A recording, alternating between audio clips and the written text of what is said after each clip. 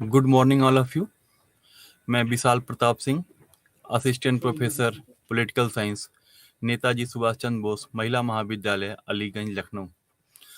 आज हम लोग ब्लॉक 4 के अंतर्गत यूनिट 10, 11, 12 और 13, जिसके अंतर्गत हमें अब्राहम मैस्लो को, हर्ज़बर्ग को और क्रिस आइग्रिस को और लिकर्ट के विचारों को पढ़ना है।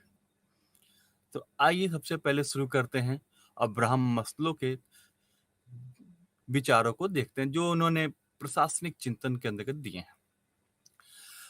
अब्राहम मस्लो को मनोवैज्ञानिक चिंतक माना जाता था और अपने इस मनोवैज्ञानिक चिंतन के अंतर्गत ही मैस्लो ने अपने आवश्यकताओं के सोपान का सिद्धांत का प्रतिपादन किया था। और आवश्यकताओं के जो सोपान का सिद्धांत था वो एक प्रकार से मानव अभिप्रेरणा सिद्धांत के एक हिस्से के रूप में 1940 के दशक में विकसित किया गया था। मानव व्यवहार को समझने में जो मैस्लो की रुचि थी और उस पर जो उनको शोध करने की प्रवृत्ति थी, वो उनको एक प्रोफेशन के रूप में उन्होंने अपने कैरियर में इसकी शुरुआत की थी और एक आजीविका का उनका एक प्रकार से ये साधन था। और मैस्लो ने अपने इन व्यापक अध्ययनों को चौथे और पांचवें दशक में 1940 से लेकर 1950 1960 के बीच में अंतरालों में प्रकाशित किया था। जो मैस्लो का अन्य योगदान है वैज्ञानिक चिंतन के क्षेत्र में या मानव व्यवहार के चिंतन के क्षेत्र में, वो उनकी साकल्यवाद संबंधी मनोवैज्ञानिक अवधारणा है। इसे वह तीसरी शक्ति के रूप में परिभाषित करते हैं। इसके पहले भी उन्होंने जो दो अन्य सिद्धांत दिए थे वो एक व्यवहारवाद थे जो बिहेवियरल थिंकिंग के अंतर्गत आते थी और दूसरा था मनोविश्लेषणवाद था उनका। और इस प्रकार तीसरे थिंकिंग के रूप में उन्होंने आवश्यकताओं के सोपान का सिद्धांत दिया। मैस्लो जो अपना मुख्य योगदान व्यक्तित्व के क्षेत्र में करते हैं, उनका मानना था कि जो आज तक जितने भी अध्ययन हुए हैं वो मनुष्यों की कमजोरियों के क्षेत्र में, कि मनुष्य कैसे संगठन के प्रति लगाव नहीं महसूस करता है, वो किन परिस्थितियों में कार्यों को करने से बचता है, इन सब की बात की। लेकिन मनुष्यों की क्या शक्ति हो सकती है, मानव कमजोरी की तुलना में मानव की शक्ति की स्रोत क्या हो सकती है, इसकी अभी तक सभी विचारकों ने अवहेलना की थी।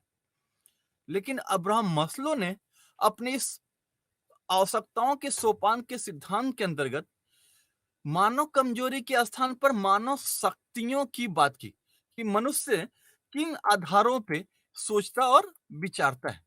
इस आधार पे हम देखते हैं कि जो मस्लो का विचार था वो एक प्रकार से उनके सोपानिक सिद्धांतों पर आधारित है, जो उनकी आवश्यकताओं का सोपान था। वास्तव में जो मस्लो का सिद्धांत था वो आवश्यकताओं की सशक्तता की अवधारणा पर टिका हुआ था।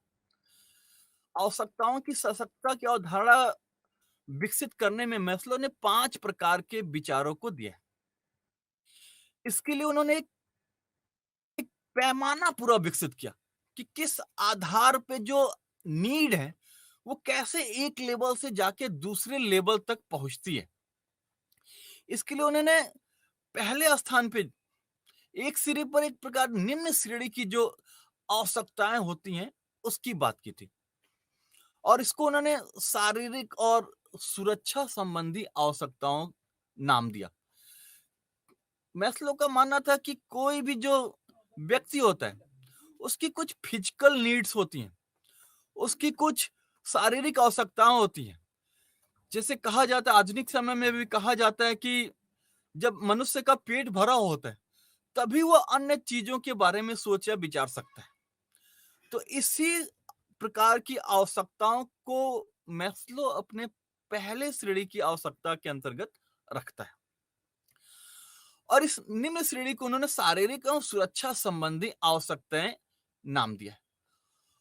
और जब ये आवश्यकताएं पूरी हो जाती हैं तब मनुष्य आत्म सिद्धि की आवश्यकताओं की ओर जाता है। और इन दोनों के मध्य में मैस्लो ने जो मध्य स्तरीय आवश्यकताओं की बात की है, जो कि सामाजिक और स्वाभिमान संबंधी आवश्यकताएं होती।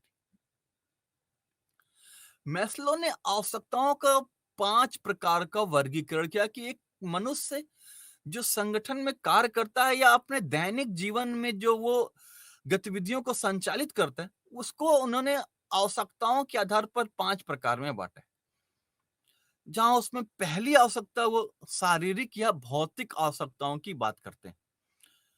दूसरी जो उनकी आवश्यकता है वो सुरक्षा संबंधित, सिक्योरिटी संबंधित क्या नीड्स होते हैं मनुष्य के, उसकी बात करते हैं। और जो तीसरा विचार है मैस्लो का जो आवश्यकताओं से संबंधित, वो है जुड़ाव और प्यार की आवश्यकता। प्रत्येक व्यक्ति अपने लाइफ में नीड्स और लव की जरूरत महसूस करता है।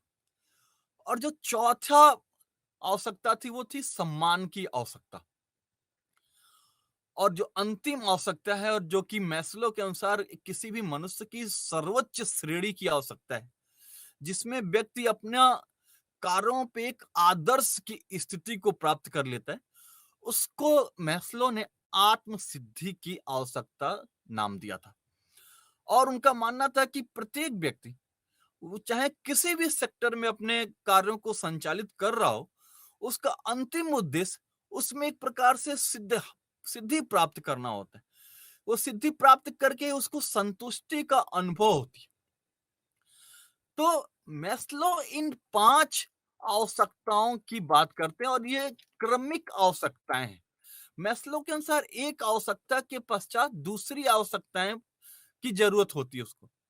जब तक पहली आवश्यकता पूर्ति नहीं होगी, तब तक दूसरी आवश्यकता को जरूरत महसूस नहीं कर पाएगा मनुष्य। तो आइए देखते हैं कि मैस्लो ने किन किन 5 आवश्यकताओं की बात की थी और उसकी की व्याख्या कैसे उन्होंने की। तो इसके अंतर्गत जैसा कि मैंने बताया कि पहली आवश्यकता जो शारीरिक आवश्यकता या दैहिक आवश्यकता होती है, उसकी बात मैस्लो करते हैं। मैस्लो कहते हैं कि जो दैहिक आवश्यकताओं की एक तरह से मनुष्यों की जैविक आवश्यकताओं का पर्याय माना जा सकता है। जो बायोलॉजिकल नीड्स होते हैं किसी भी ह्यूमन बिहेवियर के, उसकी बात इसके अंतर्गत करते हैं। इन आवश्यकताओं में मैस्लो मनुष्य को में जो भूख, प्यास या इन सब जो भी एक्टिविटी मनुष्य को एक तरफ जिंदा रखने के लिए महत्वपूर्ण होती है, उसका उल्लेख करते हैं। और किसी भी मनुष्य के ऊपर इन आवश्यकताओं की पकड़ इतनी मजबूत होती है कि वह किसी अन्य आवश्यकताओं के बारे में तब तक नहीं सोच सकता है जब तक कि इन आवश्यकताओं के संदर्भ में वह संतुष्ट ना हो जाए। हम जो पॉलिटिकल साइंस में भी अगर हम हीगेल और मार्क्स के विचारों को देखें, तो उसमें भी इसी प्रकार के विरोधाभास थे। हीगल का मानना था कि मनुष्य जैसा सोचता है, जैसा विचारता है, जैसा उसकी माइंड में थॉट्स चलते रहते हैं, उसका समाज वैसा हो जाता है। और इसके उल्टे मार्क्स का मानना था कि मनुष्य की जैसी भौतिक परिस्थिति होती है, वो जिन फिजिकल कंडीशंस में रहता है, उसका विचार वैसा हो जाता है। तो यहां मैस्लो के विचारों में भी हम मार्क्स के विचारों को देख सकते हैं। एक प्रकार से अगर हम तुलनात्मक अध्ययन करें, तो कहीं ना कहीं हम मैस्लो को हीगल के सापेक्ष खड़ा हुआ नहीं पाते, बल्कि मार्क्स जैसा बोलता है कि जब तक आदमी की फिजिकल नीड्स नहीं पूरे हो जाएंगे, जो बायोलॉजिकल नीड्स है, जो जैसा व्यक्ति खाएगा पिएगा वैसा ही सोचेगा, या जिन भौतिक परिस्थितियों में रहेंगे उसका सोशलाइजेशन भी उसी के आधार पर होगा। तो यहाँ पे मैस्लो भी उसी को फॉलो करते हैं। और उदाहरण स्वरूप मैस्लो कहते हैं कि किसी भूखे व्यक्ति के लिए अगर किसी व्यक्ति का पेट नहीं भरा है, तो उसके लिए एक आदर्श जो दुनिया होगी, वो आदर्श दुनिया वैसी होगी जहां पर खाद्य सामग्री की प्रचुर मात्रा में उपलब्धता हो। जहां वो खाद्य सामग्रियों की अधिकता देखेगा, वही उसके लिए सबसे सर्वोच्च स्थिति होगी। क्योंकि उससे क्या है, उसकी बायोलॉजिकल नीड्स पूरी होगी। क्योंकि उस बायोलॉजिकल नीड्स को पूरा किए बगैर कोई भी व्यक्ति अपने जीवन की अन्य गतिविधियों को संचालित नहीं कर सकता है। तो ऐसी परिस्थिति में मैस्लो ने बोला कि इस ऐसे लोगों के लिए जिनकी दुनिया सिर्फ दैहिक आवश्यकताओं की पूर्ति है, वो दैहिक आवश्यकताओं से परे सारी चीजों जैसे डेमोक्रेसी, स्वतंत्रता, कम्युनिटी लाइफ, ये सभी चीजें उनके लिए निरर्थक होती। इसका उनके लिए कोई वैल्यू नहीं होता। तो इसका तात्पर्य है कि किसी व्यक्ति का ध्यान सामाजिक आवश्यकताओं की ओर तभी जाता है जब उसकी दैहिक आवश्यकताएं पूरी हो गई हों। तो मैस्लो अपने जो सबसे निम्न श्रेणी की आवश्यकता है उसके अंतर्गत इसी दैहिक श्रेणी की आवश्यकताओं को रखते हैं और कहते हैं कि इसकी पूर्ति हुए बगैर व्यक्ति अन्य प्रकार की आवश्यकताओं को या अन्य प्रकार की जरूरतों को समझ नहीं पाता है। तो ये उसका सबसे पहला आवश्यकता संबंधी विचार था। जो दूसरा विचार उसने मैस्लो ने दिया वो उनका सुरक्षा संबंधी आवश्यकताएं थी। मैस्लो का मानना था कि जब व्यक्ति की दैहिक आवश्यकताएं पूरी हो जाती हैं तब उसका जो अगला लक्ष्य होता है, जो नेक्स्ट एम होता है, वो फिर अपनी सिक्योरिटी के बारे में कंसर्न हो जाता है। उसकी जो सुरक्षा संबंधी नीड्स हैं उसको पूरा करने में व्यक्ति लग जाता है। सुरक्षा संबंधी आवश्यकताओं को बेहतर रूप से मैस्लो ने छोटे बच्चे और शिशुओं के व्यवहार में देखने की बात करते हैं। उनका मानना था कि ये जो सुरक्षा संबंधी आवश्यकताएं हैं ये वयस्कों में उतनी अच्छी तरीके से स्पष्ट ढंग से नहीं दिखती।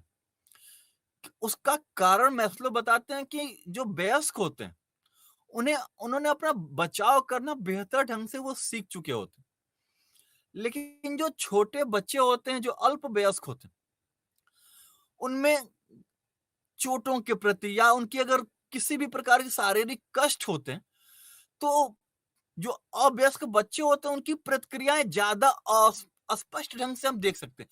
वो कितना सिक्योरिटी के लिए कंसर्न हो जाते हैं। उदाहरण के तौर पर एक जो बीमार बच्चा होता है वो अपने माँ और पिता से इस बात के लिए आश्वस्त होना चाहता है कि उसकी बीमारी कितनी जल्दी से जल्दी ठीक हो जाए। उसको डॉक्टर के ऊपर भी उतना भरोसा नहीं होता है जितना कि वो अपने माँ और पिता के ऊपर भरोसा करता है। उसको उस समय लगता है कि मेरे माँ पिता ही हमको जल्दी से जल्दी ठीक कर सकते हैं। तो मैस्लो कहता है कि ये एक प्रकार से जो इसके साथ किसी भी व्यवस्थित विकसित समाज में जो लोगों की सुरक्षा का दायित्व होता है वो सरकार के ऊपर होता है। जैसे आधुनिक समय में हम वेलफेयर स्टेट की बात करते हैं तो वेलफेयर स्टेट में उस देश में रहने वाले सभी नागरिकों की चाहे वो सोशल रिस्पॉन्सिबिलिटी हो, चाहे इकोनॉमिक रिस्पॉन्सिबिलिटी हो या पॉलिटिकल रिस्पॉन्सिबिलिटी हो, जो सभी प्रकार की सुरक्षात्मक बातें होती वो राज्य की भूमिका में रह जाती हैं। और ऐसे समाज में हमें सुरक्षा संबंधी आवश्यकताओं को लोगों को कैरियर संबंधी जैसे एक अन्य लेवल पे अगर हम जाएं तो जब सभी ये रिस्पॉन्सिबिलिटी राज्य ले लेता है तो हम जब जॉब में आ जाते हैं या किसी भी अन्य गतिविधि को जब संचालित करने लगते हैं अपने कैरियर को एक प्रकार का रूप दे देते हैं तो उसके बाद फिर हमारी सुरक्षात्मक अवधारणाएं दूसरे प्रकार से व्यक्त होने लगती हैं। हमें सुरक्षित नौकरियों की जरूरत महसूस होती है जिसमें क्या हो कि कार्यकाल की सुरक्षा हो। इसे उदाहरण के रूप में देखें तो प्राइवेट सेक्टर और गवर्नमेंट सेक्टर में यही सुरक्षात्मक संबंधी अवधारणाओं का ही अंतर है कि गवर्नमेंट सेक्टर में जब कोई व्यक्ति जॉब करता है तो उसको एक सिक्योरिटी की फीलिंग होती है कि हमें अब इतने साल तक अगर हम अपने कार्यों को रिस्पॉन्सिबल तरीके से करते रहे तो हमारी जॉब सिक्योरिटी गवर्नमेंट सेक्टर में बनी रहेगी। लेकिन प्राइवेट सेक्टर चूंकि बहुत सारे कारकों के ऊपर निर्भर करता है तो उसमें अगर कोई व्यक्ति अपने कार्यों को सही प्रकार से रिस्पॉन्सिबल तरीके से कर रहा है उसके बाद भी उसको वर्किंग टेन्योर का एक प्रकार से सिक्योरिटी नहीं रह सकता है। तो जो सुरक्षात्मक अवधारणाएं हैं वो समय समय पे बदलती रहती हैं। जब आदमी जॉब में आ जाए तो उसके बाद वो सेविंग करना, अपनी लाइफ इंश्योरेंस करना, इन सब दूसरे प्रकार की जरूरतों को, अपनी फैमिली की सिक्योरिटी की फिर सोचने लगता है। तो इस प्रकार की आवश्यकता को मैस्लो ने अपने दूसरे आवश्यकता के प्रकार के अंतर्गत व्याख्या की है, जो कि उन्होंने सुरक्षात्मक अवधारणा के रूप में बात की है। जब मैस्लो का मानना था कि जब ये दूसरे प्रकार की भी नीड्स पूरी हो जाती हैं, आवश्यकताओं की पूर्ति हो जाती है, तब मनुष्य तीसरे प्रकार या तीसरी श्रेणी की आवश्यकता के अंतर्गत जाता है, और इसका मैस्लो ने नाम दिया जुड़ाव और प्यार की आवश्यकता। मैस्लो का मानना था कि मनुष्य क्या एक सामाजिक प्राणी है, और एक बार जब उसकी दैहिक और सुरक्षात्मक संबंधी आवश्यकताएं पूरी हो जाती हैं, तब वह अपने चारों तरफ के समाज से प्यार, स्नेह और अपनत्व हासिल करने की अपेक्षा करता है। यहां पे अगर हम फिर एक बार तुलनात्मक रूप से अगर अध्ययन करें, तो अरस्तु का जो राज्य का कॉन्सेप्ट था, वो राज्य को व्यक्ति का बृहद रूप बताते हैं। उसमें भी हम इसी प्रकार की अवधारणा को देख सकते हैं। अरस्तु का भी मानना था कि राज्य क्या है, वो एक प्रकार से व्यक्तियों का बृहद रूप है, और इसकी व्याख्या करते हुए अरस्तु कहते हैं कि व्यक्ति पहले अपना जीवन खुद संचालित करता है, लेकिन उसके सभी जरूरतों की पूर्ति व्यक्ति अकेले नहीं कर पाता है, और इस कारण से व्यक्ति परिवार नामक संस्था की स्थापना करता है, और परिवार नामक संस्था उसकी कई मूलभूत जरूरतों की पूर्ति कर देते। लेकिन अरस्तु फिर कहते हैं कि उसके बाद भी वो सभी सामाजिक आवश्यकताओं की पूर्ति नहीं कर पाता है, इसके कारण से समाज की स्थापना होती है, सोसाइटी का क्रिएशन होता है, और अंतिम चरण के रूप में जब मनुष्य की सुरक्षात्मक संबंधी अवधारणा या अन्य सभी जरूरतों की इतनी व्यापक रूप से आवश्यकता पड़ती है, तब राज्य नामक संस्था का उदय होता है। तो कहीं न कहीं मैस्लो के इस विचार में, जो आवश्यकता संबंधी इस विचार, इसमें हम अरस्तु के प्रभाव को भी देख सकते हैं, क्योंकि अरस्तु ने भी इसी प्रकार की बात के आधार पर राज्य की स्थापना का विचार दिया था। तो इन्हीं सामाजिक आवश्यकताओं के चलते उसे परिवार, बच्चों, पत्नियों और दोस्तों की आवश्यकता महसूस होती है, क्योंकि जब व्यक्ति का एक कुछ जो मूलभूत आवश्यकताओं की पूर्ति हो जाती है, तो फिर वो अपने समय को व्यवस्थित ढंग से व्यतीत करने के लिए या अपने संतुष्टि के लेवल को बढ़ाने के लिए समाज में जाता है, और वहां समाज में वो हर समय सभी लोगों से प्यार और जुड़ाव की जरूरत को महसूस करता है, और इन जरूरतों की जब पूर्ति हो जाती है, तो अगले लेवल पे जाके मैस्लो जो बात करते हैं, वो जो चौथे प्रकार की आवश्यकता है, वो सम्मान की आवश्यकता बोलते हैं। मैस्लो का मानना था कि जो सभी लोग होते हैं, वो चाहे वो कार्यस्थल हो, चाहे वो सोसाइटी हो, चाहे परिवार हो, चाहे उसका फ्रेंड्स ग्रुप हो, इन सभी के बीच वो अपनी एक आइडेंटिटी बनाना चाहते हैं, और उस आइडेंटिटी को बनाने के बाद सम्मान पाने की लालसा रहती है उनकी। आमतौर पर लोग क्या हमेशा अपना एक मूल्यांकन बढ़ा चढ़ा कर करते हैं, ताकि सोसाइटी से उन्हें एक सेल्फ रिस्पेक्ट मिले, स्वाभिमान मिले, इन सभी जरूरतों की पूर्ति हो सके। इस आत्मसम्मान की जो आवश्यकता है, वो उसको मैस्लो ने दो स्तरों पे बात की। पहले उनकी उपलब्धि की आवश्यकता की बात करते हैं वो, और दूसरे कहते हैं कि मनुष्य को अपनी पहचान की आवश्यकता होती है। जो उपलब्धि की आवश्यकता है, इसको हम आत्मविश्वास, बल या किसी अन्य पर निर्भर रहने की इच्छा से मुक्ति के रूप में अभिव्यक्ति कर सकते हैं, क्योंकि प्रत्येक व्यक्ति चाहता है कि हम किसी दूसरे के ऊपर डिपेंडेंट ना हो, हम अपनी इतनी उपलब्धि हासिल कर लें कि हमें किसी दूसरे के ऊपर निर्भर रहने की आवश्यकता ना पड़े। जबकि जो पहचान की आवश्यकता है, इसके अंतर्गत हम दूसरों से सम्मान की अभिलाषा, समाज से पहचान की अभिलाषा, समाज में सभी लोग हमारी तरफ ध्यान आकर्षित हों, इन सभी चीजों को हम पहचान की आवश्यकता के रूप में मैस्लो ने व्याख्या की है।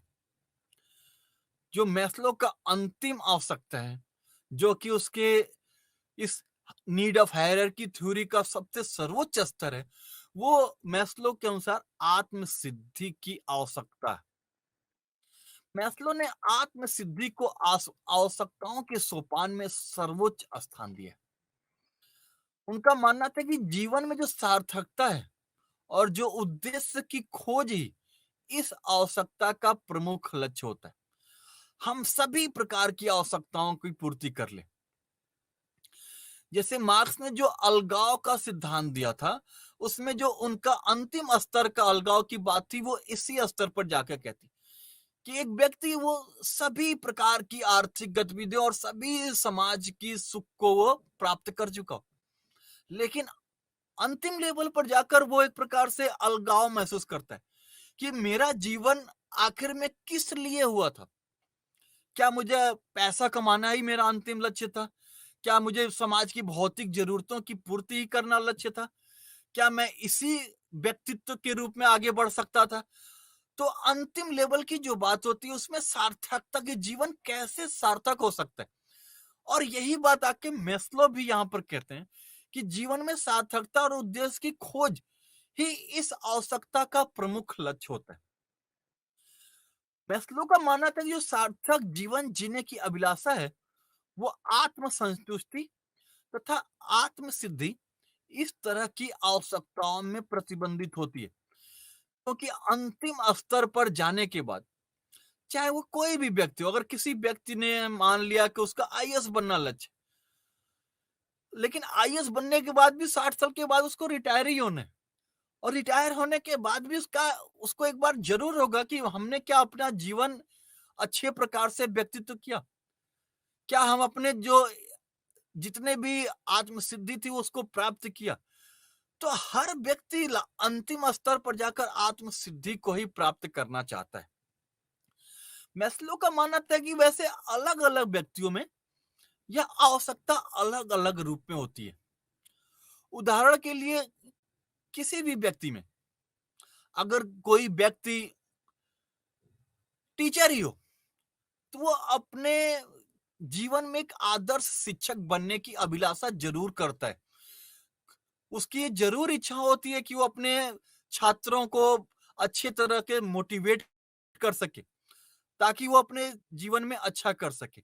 या कोई भी एक माँ है अगर, तो वो भी एक आदर्श माँ बनने की इच्छा रखती है कि वो अपने बच्चे को एक अच्छी शिक्षा दे सके, ताकि वो समाज में सकारात्मक भूमिका को निभा सके। तो मैस्लो का मानना है कि यह आवश्यकता उस स्थिति में प्रकट होती है जब हर तरह की निम्न कोटि की जो आवश्यकताएं होती हैं, वो पूरी हो चुकी हो।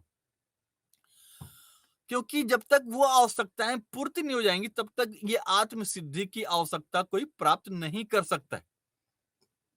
हालांकि मैस्लो का मानना था कि किसी भी सब समाज में संतुष्ट लोग की संख्या हमेशा कम होगी, क्योंकि सभी व्यक्ति उनका जीवन किस लिए था इसका पहचान नहीं कर पाते, और इस कारण मैस्लो का मानना था कि यह संख्या बहुत ही लिमिट होती है कि जिनको अपनी संतुष्टि का स्तर पता चल जाए कि वो किस लेवल पर जाकर संतुष्ट हो पाते। मैस्लो का मानना था कि किसी भी समान व्यक्ति के लिए आत्म सिद्धि की अभिलाषा उसकी सबसे बड़ी अभिलाषा होती है। यहाँ अगर एक शब्द है इसमें आत्म सिद्धि बसा, तो यहाँ सबसे पहले सवाल उठता है कि आत्म सिद्धि आखिर में होता क्या है, आखिर इसके लक्षण कौन कौन है।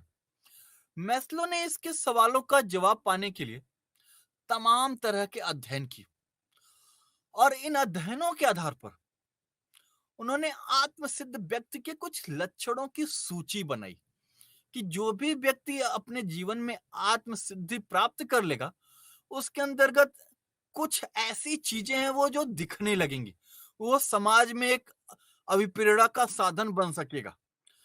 तो इसके अंतर्गत सबसे पहली बात जो मैस्लो करते हैं, वो कहते हैं जो आत्मसिद्ध व्यक्ति होगा, वो नकली और बेईमान लोगों की पहचान तुरंत कर लेगा। उसको इतना उसका समाज को देखने का नजरिया विकसित हो चुका रहेगा कि उसको ये बात तुरंत पता चल जाएगी कि कौन व्यक्ति अपने व्यवहार को कपट या छल के रूप में प्रदर्शित कर रहा है और कौन व्यक्ति अपने कार्यों को ईमानदारी प्रक्रिया के अंतर्गत कर रहा है। जो दूसरे लक्षण आत्मसिद्ध व्यक्ति के मैस्लो ने बताया, वो था वो आत्मसिद्ध व्यक्ति में किसी प्रकार का कोई अपराध बोध नहीं होता। उसको ये नहीं फीलिंग होती कि वो ये चीज नहीं प्राप्त कर पाया या उसने समाज के लिए कुछ नकारात्मक चीजों को किया, उसमें कभी अपराध बोध नहीं होता।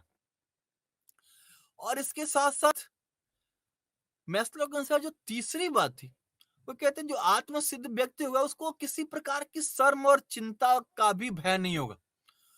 वो अपने कार्य में इतना कॉन्फिडेंट रहता है कि उसको इस बात की चिंता नहीं होती कि समाज उसके कार्यों के बारे में कैसा सोच रहा है, क्योंकि वो समाज को खुद मोटिवेट करने वाला व्यक्ति बन जाता है उस समय तक। एक अन्य लक्षण की बात करते हुए मैस्लो कहते हैं कि जो आत्मसिद्ध व्यक्ति होगा वो आत्म केंद्रित होने के बजाय जो समाज में समस्याएं हैं उन समस्याओं को दूर करना कैसे किया जाए इसके प्रति उसका विचार हरदम सेंट्रलाइज होगा। जो अन्य एक अन्य लक्षण की बात करता है मैस्लो, उसके अनुसार जो आत्मसिद्ध व्यक्ति होगा वो डेमोक्रेटिक होगा।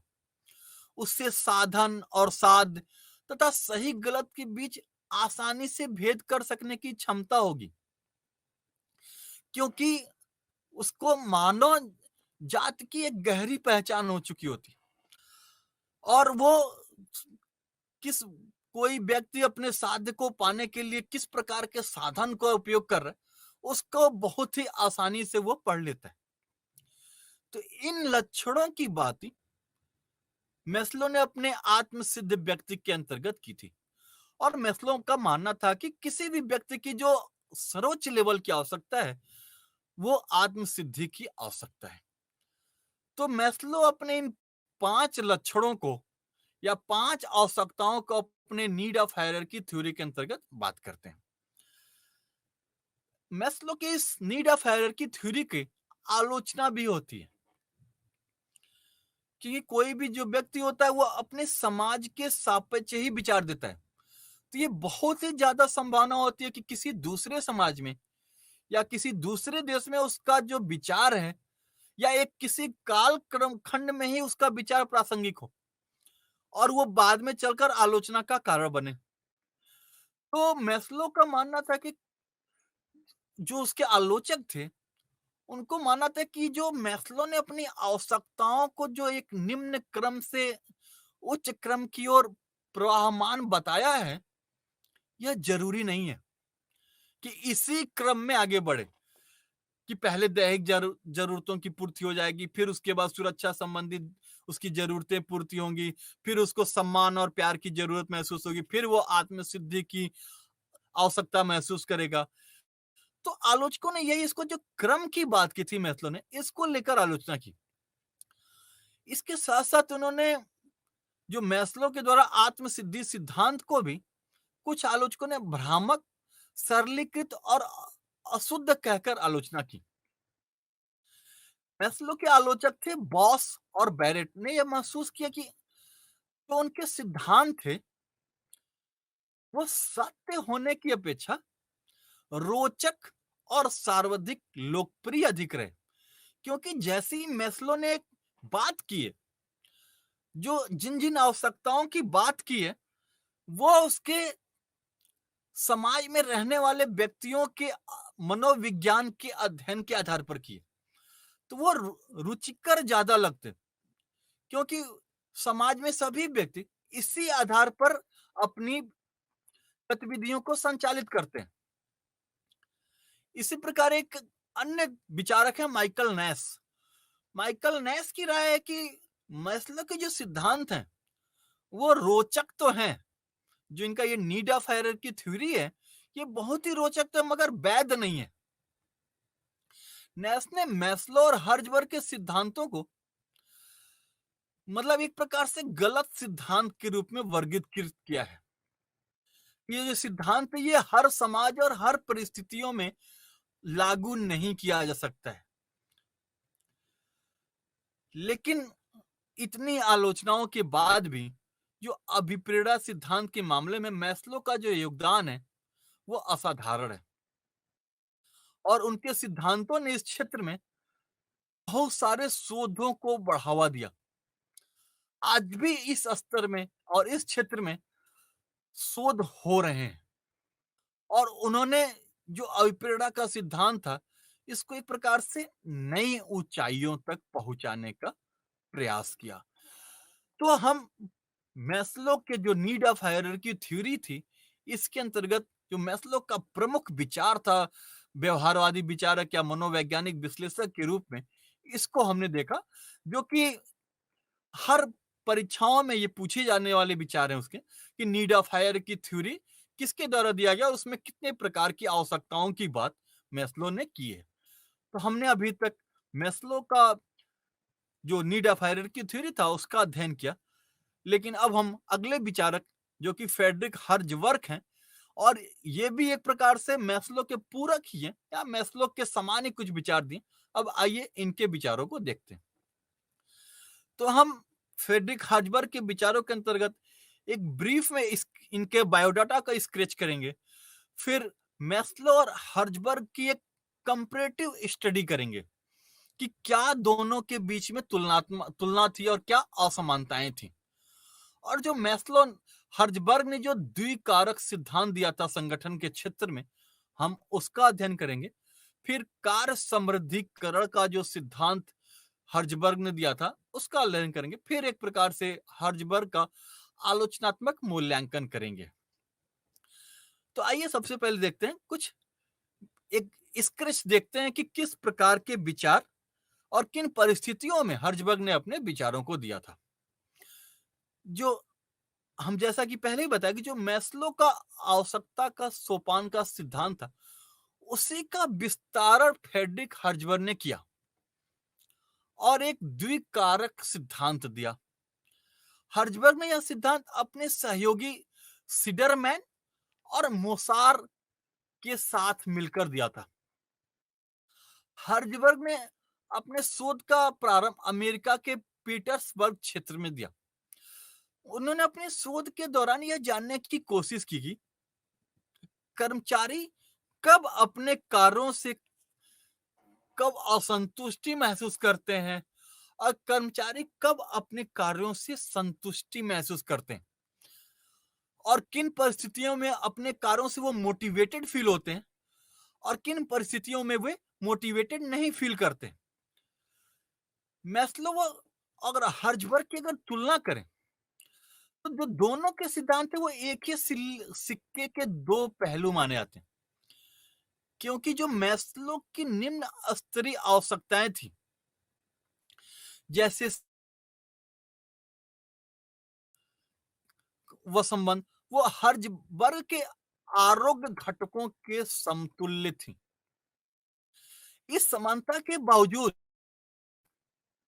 हर्ट्ज़बर्ग और मैस्लो में एक पूरकता भी देखने को मिलती है क्योंकि मैस्लो अपने आवश्यकता सोपान से व्यक्ति की आवश्यकता व उद्देश्य को बताता है जबकि हर्ट्ज़बर्ग अपने द्विकारक सिद्धांत से उन आवश्यकताओं को कैसे पूरा किया जाए और उस पूरा करने के लिए कौन सी तकनीक अपनाया जाए इसका अध्ययन करते हैं।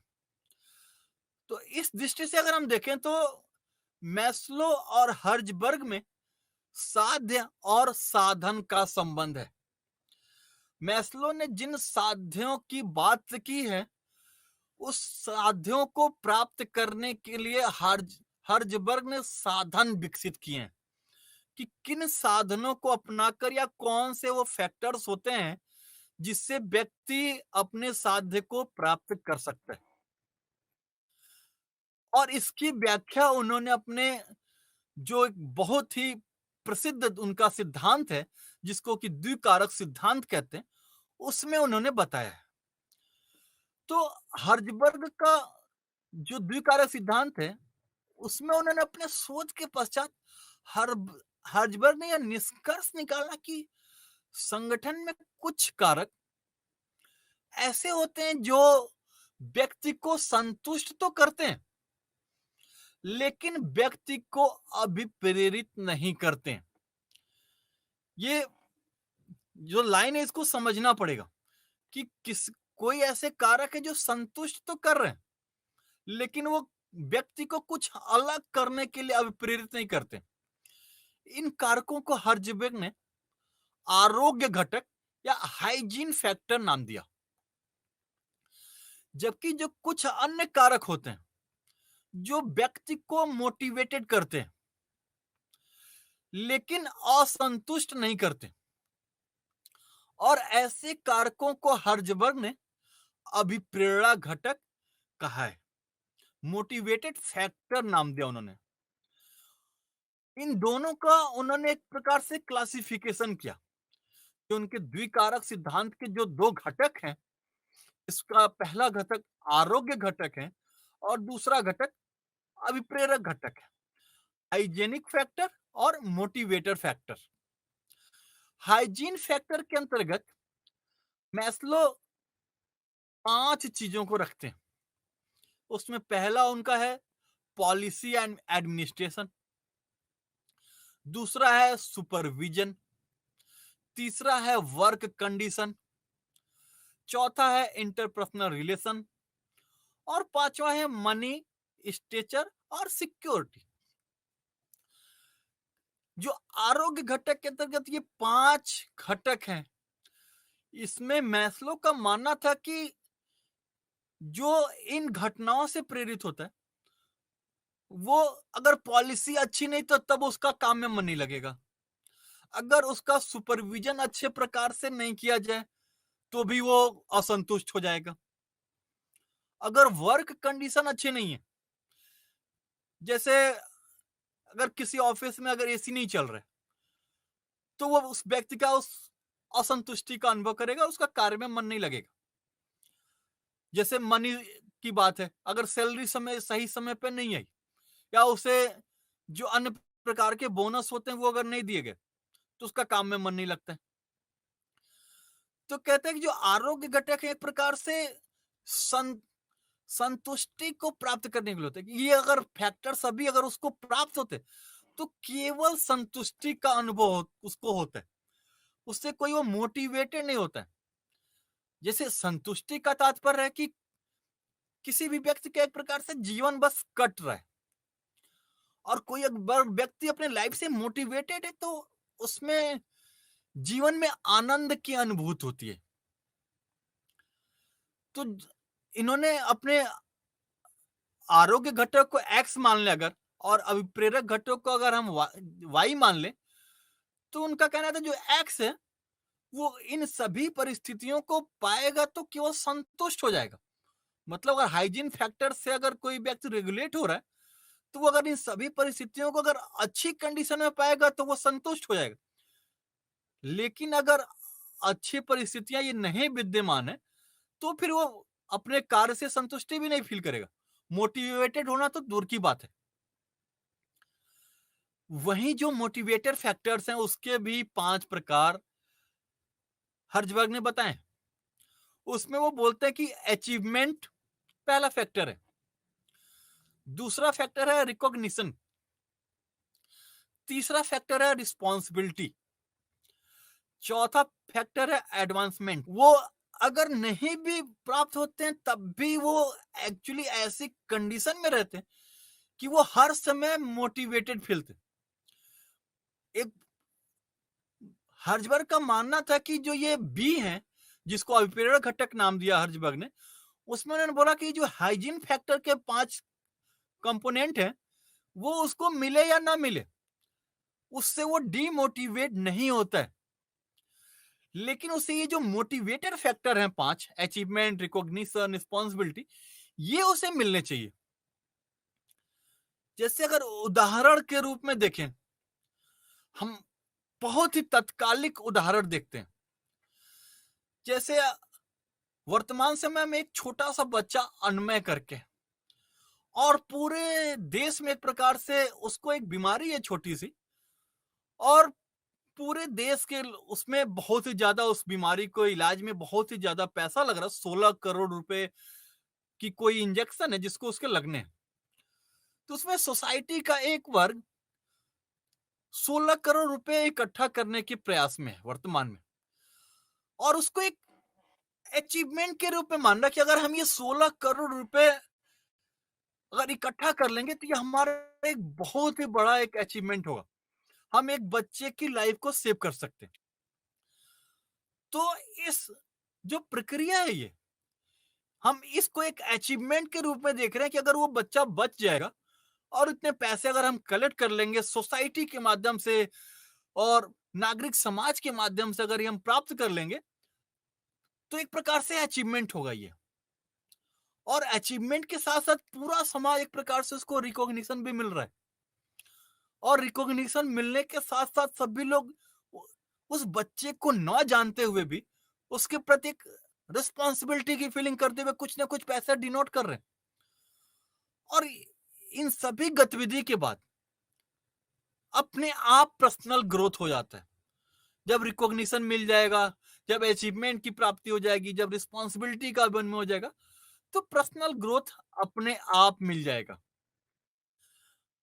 उदाहरण के लिए अन्य भी उदाहरण को दिया जा सकता है, जैसे कोविड के समय में देखें अगर, तो प्रत्येक व्यक्ति जो नागरिक समाज से था वो सभी सुविधाओं को एक दूसरे तक पहुंचाने के लिए प्रयासरत थे। अगर कोई आईएएस अधिकारी हो या जितने भी गवर्नमेंट एम्प्लॉय थे, उनको एक प्रकार की संतुष्टि मिल रही थी जब वो सभी लोगों को बेसिक नीड्स को पहुंचा पा रहे थे। तो हर्जवर्ग का मानना था कि जो मोटिवेटेड फैक्टर है ये व्यक्ति में प्रेरित करते हैं, संतुष्टि का अनुभूत कराते हैं। अगर हम दूसरे शब्दों में कहें तो व्यक्ति को संतुष्ट करने वाले जो कारक व उत्प्रेरित करने वाले कारक दोनों ही भिन्न होते हैं। और वो जो कारक व्यक्ति को संतुष्टि करते हैं वे वातावरण से संबंधित होते हैं, और जो कारक व्यक्ति को अभिप्रेरित करते हैं या मोटिवेट करते हैं ऐसे कारक कार्यों में निहित होते हैं, उस टाइप ऑफ वर्क में निहित होते हैं। और ऐसे ही कार्यों को हर्जबर्ग अभिप्रेरण घटक की संज्ञा देते हैं, मोटिवेटेड फैक्टर की संज्ञा देते हैं। हर्जबर्ग के अनुसार यदि संगठन में आरोग्य घटकों की या जो संतुष्टि वाले फैक्टर्स की उसकी अवहेलना हो तो इससे कर्मचारियों में असंतुष्टि का भाव पैदा होता है और वह संगठन चलाने में बाधा आती है। और यदि आरोग्य घटक प्राप्त भी हो जाए, अगर उनकी प्राप्ति हो रही है, तब भी हर्जबर्ग का मानना था कि वो व्यक्ति को अभिप्रेरित नहीं करती, जबकि संगठन चलाने के लिए अभिप्रेरणा आवश्यक होती है। इसलिए संगठन में किस चीज पर ज्यादा बल दिया जाना चाहिए? अभिप्रेरणा के फैक्टर पर ज्यादा बल दिया जाना चाहिए, मोटिवेशन फैक्टर के ऊपर ज्यादा काम करना चाहिए। हर्जबर्ग ने आरोग्य घटक व अभिप्रेरण घटक के आधार पर ही कर्मचारियों को दो भागों में बांटा है। हर्जबर्ग के अनुसार जो कर्मचारी आरोग्य घटकों के लिए प्रयास करते हैं उन्हें वह स्वास्थ्य खोजी की संज्ञा देती है, और ये मूलतः संगठन के निम्न स्तरीय कर्मचारी होते हैं और जिनमें विशेष गुणों का अभाव होता है। जैसे अनुशासन का अभाव होगा, जैसे अगर उन्हें सैलरी अच्छी नहीं मिलेगी, समय से नहीं मिलेगी, तो वो अपने कार्यों को सही प्रकार से संचालित नहीं कर सकते। हर्जबर्ग का मानना था कि ऐसा व्यक्ति क्रिएटिव नहीं हो सकता है, वो जीवन में उपलब्धियों को भी हासिल नहीं कर सकता है। तो इस आरोग्य घटक को एक प्रकार से हर्जबर्ग स्वास्थ्य खोजी की संज्ञा देते। हर्जबर्ग कहते हैं कि यदि आरोग्य घटकों में थोड़ी सी भी कमी हो जाए तो कर्मचारी तीव्र प्रतिक्रिया करते हैं। यदि वे घटक प्राप्त हो जाएं तो भी कर्मचारी अप्रेरित नहीं होंगे। दूसरी ओर जो कर्मचारी अभिप्रेरणा घटकों के लिए प्रयास करते हैं, उन्हें हर्जबर्ग उत्प्रेरण खोजी की संज्ञा देते हैं और कहते हैं कि ये उच्च स्तरीय कर्मचारी होते हैं और ये हमेशा सेल्फ मोटिवेटेड रहते हैं। हर्जबर्ग का मानना था कि यदि आरोग्य घटकों में यदि थोड़ी कमी भी हो जाए तो वो परेशान नहीं होते हैं। और इसके पीछे हर्जबर्ग कारण देते हैं क्योंकि वो अपने लक्ष्यों के प्रति समर्पित होते हैं। उनको अल्टीमेट रूप से अपना एम दिखता है कि किस उद्देश्य को वो प्राप्त करना चाहते हैं। उससे वो वातावरण में होने वाले अन्य गतिविधियों से वो ज्यादा इधर उधर भटकाव नहीं महसूस करते हैं। इसलिए वो अपने कार्यों में बिजी रहते हैं और इनमें कुछ हर्जबर्ग के अनुसार कुछ विशेष लक्षण प्राप्त होते हैं।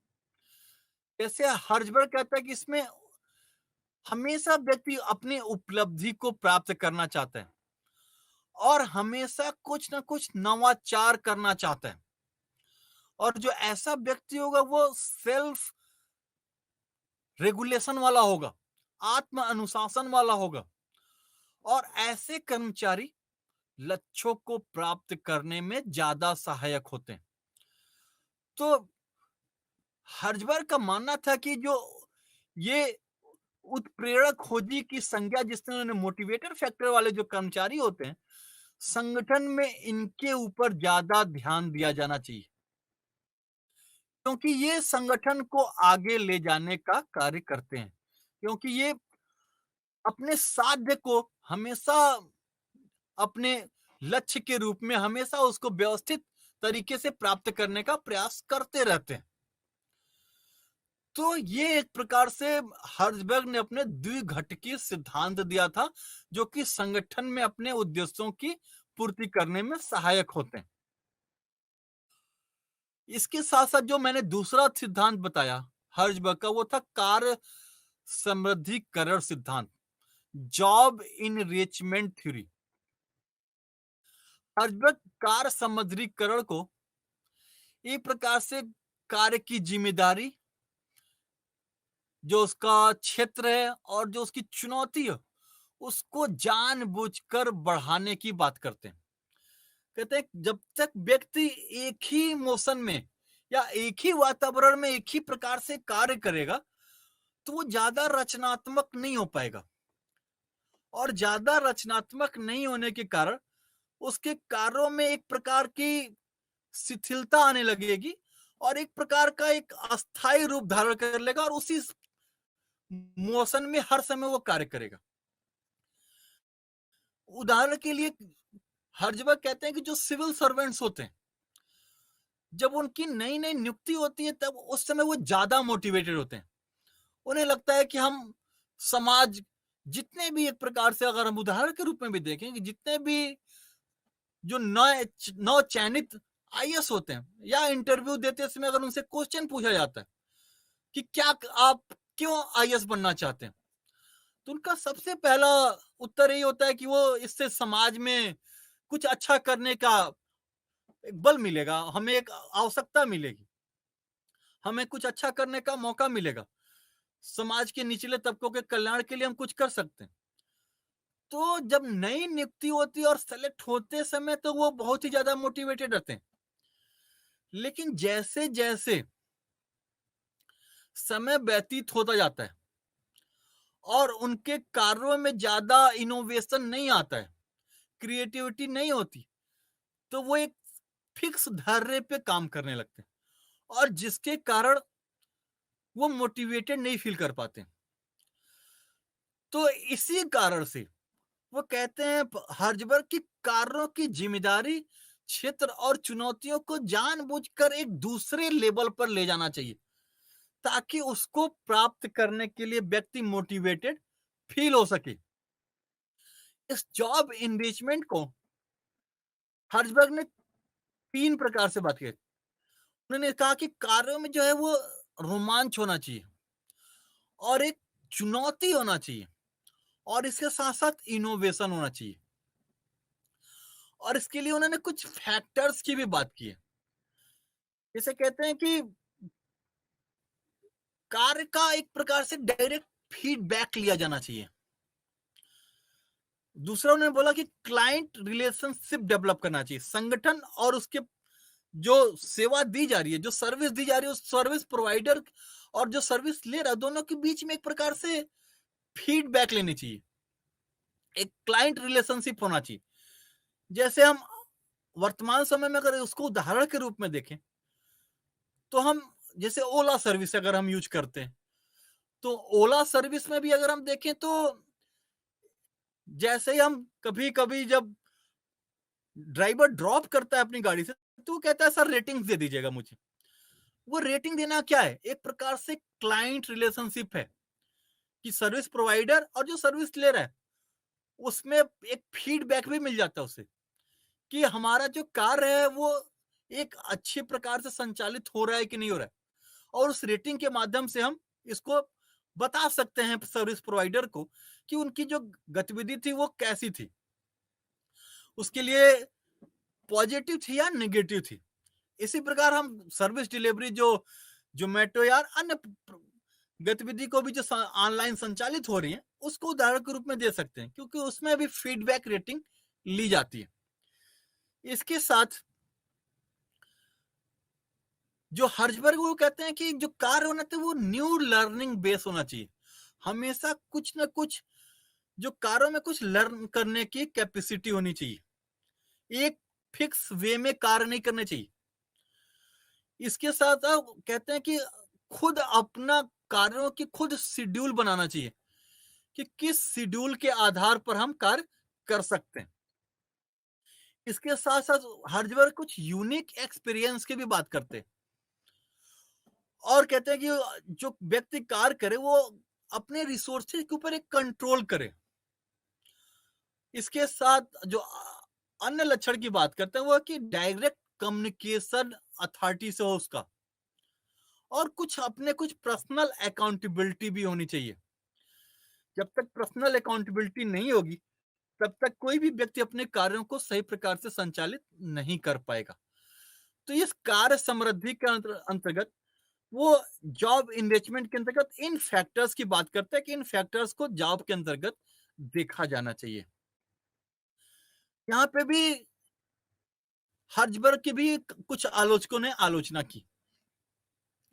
उनका कहना है जो हर्जबर्ग आरोग्य घटक व अभिप्रेरक घटकों के आधार पर जिस प्रकार से व्यक्तियों का वर्गीकरण करते हैं उससे कई प्रश्न उत्पन्न होते हैं, क्योंकि हर्जबर्ग के अनुसार कुछ व्यक्ति केवल स्वास्थ्य खोजी होते हैं और कुछ व्यक्ति अभिप्रेरणा खोजी होते हैं। लेकिन वास्तव में अभिप्रेरणा खोजी व स्वास्थ्य खोजी कोई दो व्यक्ति नहीं है, बल्कि एक ही व्यक्ति की दो कंडीशंस हैं, दो स्थितियां हैं। इसको हम हमेशा स्वास्थ्य खोजी और अभिप्रेरणा खोजी में डिवाइडेशन नहीं कर सकते हैं। जिन्हें हर्जबर्ग का मानना था कि वो कहते हैं कि ये एक प्रकार से एक ही व्यक्ति की दो कंडीशंस हैं जिन्हें हार्ट और माइंड के रूप में समझा जा सकता है। हर्जबर्ग का मानना था कि कोई भी, क्योंकि मन जो होता है, जो हार्ट होता है वो सुविधा की इच्छा करता है और आराम करना चाहता है, रिलैक्स रहना चाहता है। जबकि जो व्यक्ति का माइंड होता है वो हमेशा उपलब्धि उन्मुख होता है। वो चाहता है कि समाज या सोसाइटी में वो कितनी ज्यादा ग्रोथ हासिल कर सके और ग्रोथ करना चाहता है। तो और व्यक्ति को अधिक कार्य करने होती प्रेरित करता है। इसलिए मनुष्य क्या होता है हर्जबर्ग के अनुसार इसी कारण से संकट की स्थिति में भी अपने कार्यों को सही प्रकार से संचालित करता है। पुनः कुछ विद्वान हर्जबर्ग की आलोचना करते हैं कि हर्जबर्ग के कई आरोग्य घटक ऐसे हैं जो जैसे वेतन जो विकासशील एवं अल्प विकसित देशों में अभिप्रेरक घटक होते हैं, जबकि हर्जबर्ग ने वेतन को आरोग्य घटक के रूप में देखा है। जबकि यही वेतन विकासशील और अल्प विकसित देशों में एक प्रकार से मोटिवेशन का फैक्टर कार्य करते हैं। जैसे उदाहरण के रूप में देखें, कोई भी व्यक्ति जब अपनी एक कंपनी से दूसरे कंपनी में स्विच करता है, तो उसमें एक प्रकार ही होता है, उसमें जो एक मोटिवेशन फैक्टर के रूप में काम करता है वो व्यक्ति की सैलरी होती है। हमेशा आप कहते हुए सुन सकते हैं प्राइवेट कंपनी या किसी भी कंपनी के कर्मचारियों को कि उनका पैकेज पहले कंपनी में इतना था और वर्तमान कंपनी में इतना है। तो ये एक प्रकार से मोटिवेटर फैक्टर के रूप में ही कार्य कर रहा है, जो कि हर्जबर्ग ने इसको आरोग्य घटक या निम्न श्रेणी के, जिसमें कि अभिप्रेरणा की कैपेसिटी नहीं होती है, इसकी बात करते हैं। इसके साथ साथ कुछ विद्वान हर्जबर्ग की आलोचना इसलिए भी करते हैं कि हर्जबर्ग का सिद्धांत जो है वो यूनिवर्सल या सार्वभौमिक नहीं है, वह केवल संगठनों में लागू होता है। जबकि जो मास्लो का एक विचार है, उन्होंने जो ये नीड हायरार्की थ्योरी दी, जिसमें उन्होंने समाज में 5 प्रकार की आवश्यकताओं की बात की, ये एक प्रकार से देखा जाए तो पूरे सार्वभौमिक समाज में एक प्रकार से लागू हो सकता है। और इसी कारण से मैस्लो के विचारों को सार्वभौमिक चिंतन की प्रक्रिया में लागू किया जा सकता है। और उसका सिद्धांत संगठन के साथ साथ जो आम व्यक्ति पर भी लागू होता है, क्योंकि संगठन में तो सभी व्यक्ति उन 5 आवश्यकताओं के अनुसार प्रेरित तो होते ही होते हैं। निजी जीवन में भी व्यक्ति उन्हीं आवश्यकताओं के अनुसार ही अपनी गतिविधियों को संचालित करता है। अतः कहा जा सकता है कि भले ही हर्जबर्ग की कई आधारों पर आलोचना ही, लेकिन अभिप्रेरणा के क्षेत्र में, मोटिवेशन के सेक्टर में हर्जबर्ग और मोस्लो का जो योगदान है वो बहुत ही महत्वपूर्ण है। और इन लोगों ने संगठन में व्यक्ति किस प्रकार से मोटिवेटेड होता है, किस प्रकार से अपने कार्यों में संतुष्टि का अनुभव करता है, और वो कौन से कारण हैं जिसकी वजह से कोई व्यक्ति असंतुष्टि फील करता है या मोटिवेटेड नहीं फील कर सकता है।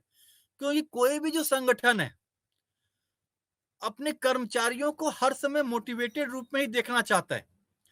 वो हर समय सेल्फ मोटिवेट होकर संगठन के लक्ष्यों को प्राप्त करने में अपनी भूमिका को विस्तार करे।